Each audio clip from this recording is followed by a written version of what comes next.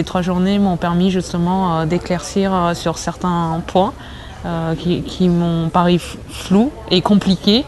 Et là, tout de suite, ça me paraissait beaucoup plus clair. Une fois que le porteur de projet a décanté son idée, une fois qu'il a créé son entreprise, on le suit individuellement en le mettant en relation avec nos experts. Nos portes lui sont ouvertes dans chacune des 6 communes qui composent la Maison de l'Emploi.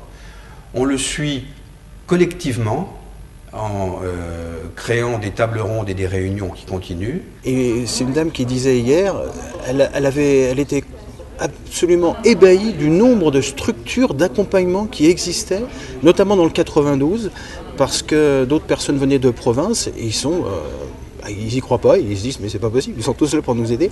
Alors, si on n'arrive pas à faire quelque chose, ça va être compliqué là.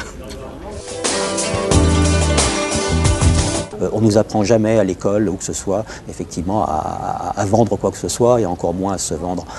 Voilà. Pour moi, le vrai parcours du combattant, il est là. Il n'est pas dans l'aspect juridique puisque finalement, ça peut être très simple de créer son entreprise.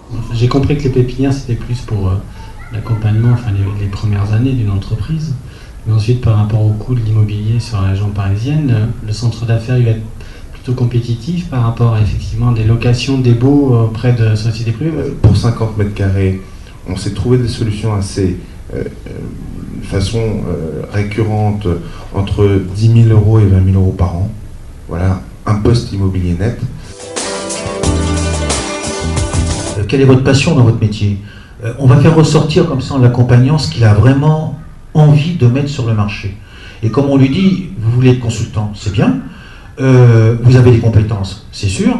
Maintenant, si vous en avez une ou deux qui vous font vraiment plus vibrer que d'autres, je pense que c'est celle-là qu'il faut choisir, parce que c'est celle-là que vous défendrez mieux sur le marché et que vous créerez le lien avec votre futur client et vous créerez la confiance. Qu'est-ce qu'on fait avec les banques? Le banquier peut vous faire confiance et vous prêter ou pas, sachant qu'en fin de compte, de toute façon, il va vous prêter souvent à titre personnel. Et de toute façon, même quand vous y matriculez, il a tendance à prendre des garanties plus sur votre tête à vous que sur celle de l'entreprise, puisqu'il n'a pas de visibilité. La Maison de l'Emploi Rive de Seine porte un plan de création d'entreprise dans un bassin qui est quand même le plus dynamique d'Île-de-France. Je rappelle à cette occasion que près de 3600 entreprises ont été créées dans notre bassin l'année dernière, dont 658 à Levallois. Et on espère faire mieux cette année.